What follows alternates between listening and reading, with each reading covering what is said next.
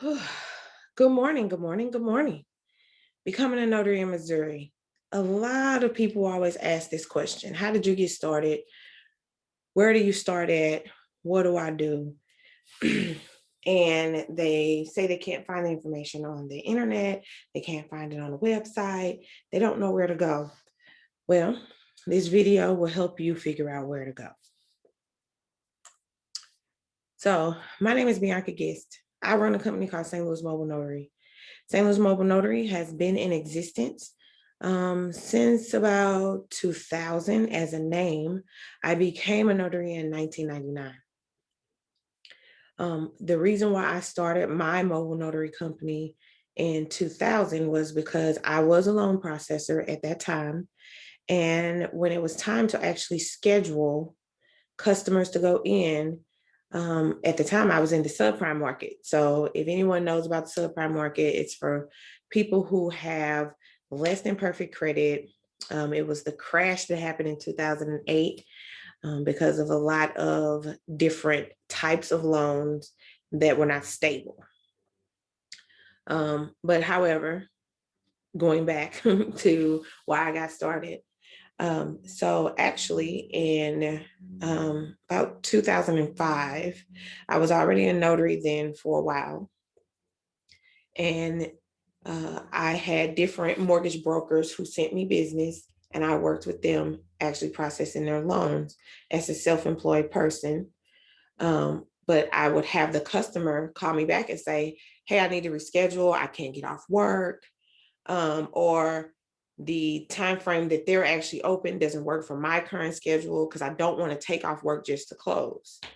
So then in lied, become a notary, because then I could take the paperwork from the title company to the actual person that needs to close or parties that need to close on a loan. Thus, it became St. Louis Mobile Notary because now the title company isn't doing the closing. So I need to be paid as a company for going out to do the closing. Between those times, that actually was enough income that you could be self-employed in the state of Missouri, and just do mobile closings as long as you had enough title companies that you were working with. The money is still there. Don't let me say that it's not.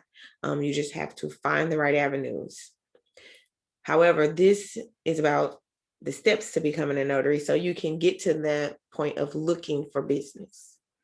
So I actually do several things. As many people know, I am a process server. I am a CCW instructor, and that's carry and conceal weapon instructor. I am a licensed bail bond agent, which that license comes with a bounty hunter license. And I'm also a licensed insurance agent. So I say all of that to say I do a lot. But I love everything that I do. So it doesn't seem like a lot. Sometimes it gets a little overwhelming. I also do business creation. So if anybody is ready to get started being a notary and actually do not want to file the notary income that they're going to potentially make on their actual taxes, you can get in touch with me for that too. And I will help you get your business registered with the state. So on to becoming a notary. So in Missouri, you're licensed by the state. And that is the secretary of the state that does your licensing. There you see the website, www.sos.mo.gov. There you will find everything you need to actually get started and apply. You will go under the business section when you're ready to apply. It will have the notary handbook, which you need to look over and study. That has all of the laws that impact you when you're actually licensed, as well as what you're going to be tested on to become a notary. And yes, I did say tested. Now, in order to become a notary, there is a test that you have to take. So that notary book will be very, very handy. Also, it gives you the rules, regulations, and guidelines on how you can notarize a document, what types of documents you can notarize. So please make sure you download that book and save it. So steps to becoming a notary. What's next after I go to that website? What do I do? So you need to meet the general qualifications. you need to read and understand and comprehend the notary handbook. Take the online test.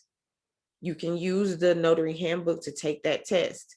I would prefer you not take it open book because you need to make sure that you understand what you're getting into. You becoming a notary is a very important step. Then you're going to apply for your commission, either be a resident commission, which means you live in the state of Missouri, or a non-resident commission, which means you don't live in the state of Missouri. However, you work at a company that is in the state of Missouri, and you can get licensed in that way. You want to look at the non-resident application to see if you need your employer's signature, though. Then you need to purchase a surety bond, which you can get from an insurance agent. You can call your car insurance company and see if they have surety bonds, and then it'll be probably cheaper that way. Or you can actually locate several companies, which I do have a book that can be purchased, and it will go over all the companies that have notary bonds for you. And then there is a local agent as well, number listed in the book. Qualifying at your county clerk's office. That is your last step before you actually are able to order your stamp and your journal. So once you turn in your application and then pay your application fee, you receive a letter in the mail. That letter, if you live in St. Louis County, it'll have an address on it. Well, no matter where you live, it's going to have an address on it. You're going to go there between their hours of operation and be sworn in. It's almost like being sworn in when you're going to testify at court, basically. You're going to give the oath that you will uphold all the state laws and not do anything unethical or illegal when you're performing a notary service. Steps to becoming a notary. Continuation. So you're also going to meet the general qualifications before you can actually apply. So you have to be 18 years or older, reside in the state of Missouri, as we just discussed, or work at a business that is in the state of Missouri. You must be a legal resident and legally reside in the U.S. So you can be a resident of the U.S., but you cannot use your notary stamp outside of the U.S. You're going to pass an exam, which we just discussed. You'll need the notary handbook, your best friend. You're going to apply for a notary You're going to apply using the notary application. I apologize. And then there is a $25 fee that it goes along with that. You're going to follow the instructions on the application to submit it as well. Okay, so now I'm ready to get licensed.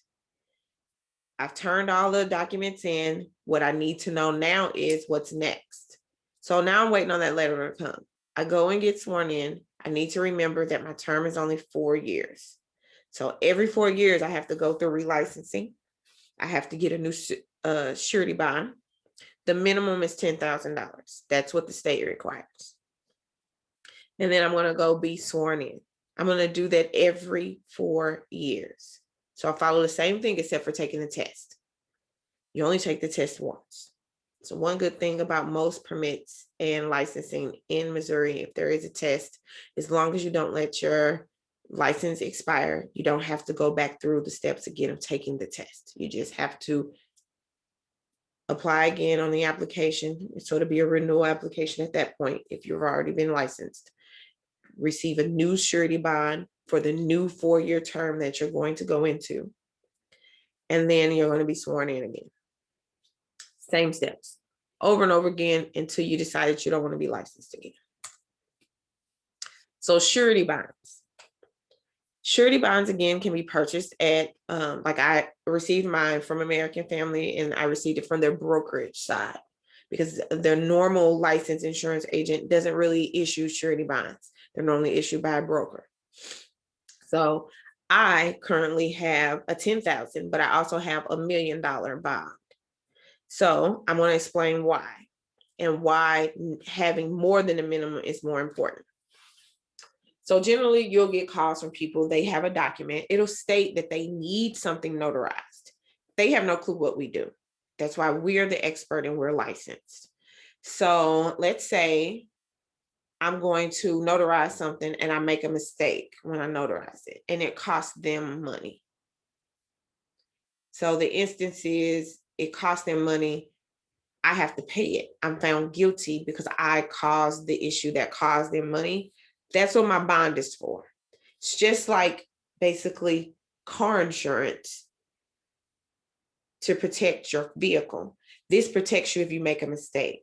Generally, you won't make a mistake that'll cost them money, but sometimes you can. Let's say, for instance, the example is you're doing a mortgage closing, and your mortgage closing is time sensitive. You receive the docs from the title company. You have a commercial printer, which is what you need to do mortgage closings. And I don't mean commercial like you have to go get one of the big stand-ups.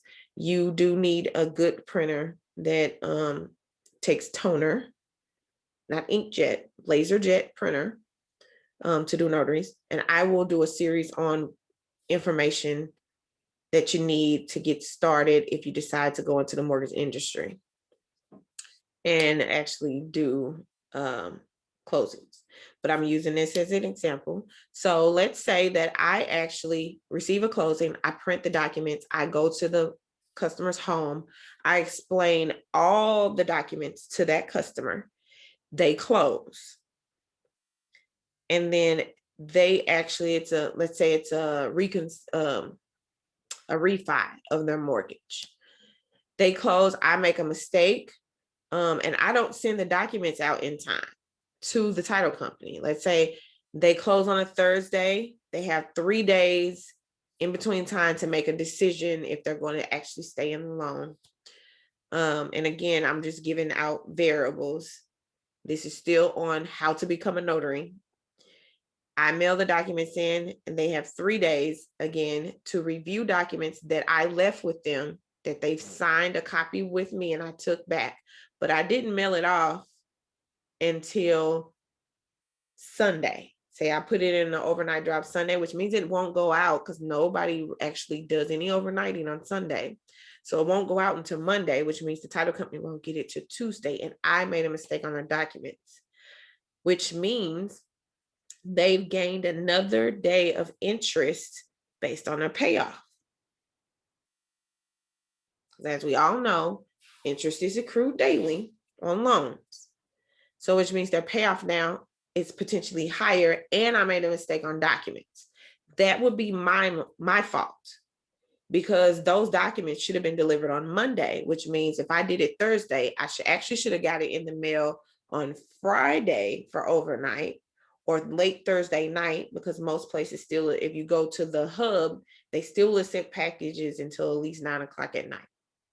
So if I would have went to a UPS hub or a FedEx hub, I could have got it out Thursday night. They could have caught the mistake Friday, re-emailed me. Well, they actually wouldn't have had to re-email me the forms because remember, I was emailed the forms. I can print the form that's messed up, have it, call the customer, meet with them over the weekend, and then scan it in and send a copy to the title company, have them verify it that it is correct, and then overnight the document. So now they have a copy to actually do the physical closing on Monday. They're just now waiting on the mistake that I made. So now I haven't cost the customer any money. But if I go with the first scenario where I flubbed and I didn't send it back, that is what your surety bond covers. You don't want to get a lot of those because you will lose your license. So you want to make sure that you have enough coverage, because let's say you only have $10,000 and you close someone that has $1 million home and their interest, your mistake exceeds the 10,000. You now no longer possibly could not be licensed anymore because there's not enough money there to cover it and you're going to have to cover it out of your pocket. Two, let's say that you did exhaust your 10,000. Now you need another bond to cover you during the time that you're actually there. So even though they say you just need a minimum of 10,000, if you're going to do any business that it could potentially have a fallout that costs more than 10,000, you need to make sure you cover yourself. You can go to companies like Hitchcock, which is HISCOX. They're online, and you can get a general liability policy, an EON, which is like errors and omissions, from them to be a notary. And it probably will cost you maybe $33 a month, or you can pay it outright, which is a little bit cheaper. So about maybe $200-300, but you have $1 million worth of coverage. Now that's with the max coverage of $1 million. That I'm discussing is about $30 a month. You can get as much as you think you need. If you're in an area that let's say you're in Ladue, or you're anywhere in an area and you're doing closings and the houses are worth more than $1 million, then you want more than $1 million worth of coverage. But let's say you're not doing closings, you're just doing normal documentation, people pulling money out of 401ks, then yeah, that $10,000 will probably be fine, because there shouldn't be an error that you make with your stamp. But if you go into the closing industry, make sure that you cover yourself. CYA. Everyone knows what that means. Next, you can make money using your stamp. I just discussed that. You want to advertise locally, because you can only stamp locally if you're going to someone's home. Because sorry about that. You're not going to want to actually go and do a notary 3 hours away. The state has maximums. That's the reason why I said, go look at your book. There is a maximum fee you can charge for a notary. Now, you can add in other fees like admin fees. You can add in travel fees. It goes over all that in the book. Make sure you read your book, because you want to make sure you don't illegally charge a fee. Because if someone reports you, I did learn this, that you can be reported without being told you're reported. They will do the investigation on the back end, and then they will contact you if they figure that, yeah, it was something done illegal. Or they'll close it. Nope, they were right. They have the right to not do this notary. You can transcribe depositions, affidavits. You can charge the maximum notary fee. Be available on weekends and holidays and evenings when banks are closed. What I do to make sure I keep my reputation is I don't overcharge a customer. I don't change my fees. They're all listed on my website.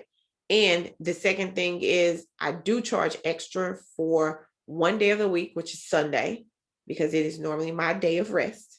But if someone needs something very important notarized and they can't get it done any other day, then I will come out. But I do charge a Sunday fee.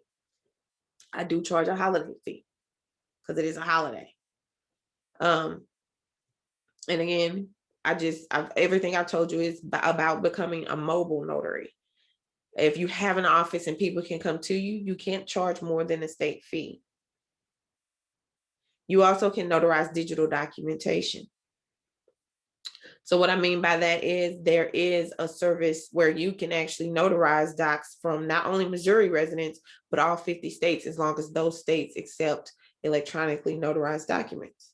So there is more than one way to skin a cat when it comes to making money with your notary stamp. It is a good investment. Now, with it being a business, there is investment fees. So if you want to become, say, it's called a ROM notary, remote online notary, let me know. I'll walk you through it. It's not that hard. It's an easy process. It actually is a way that you can advertise throughout the US and make money without even having to leave your home. So at this time, I would normally take questions.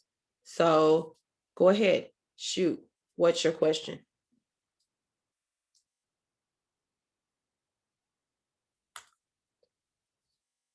I thank you for watching this video. You have a glorious day.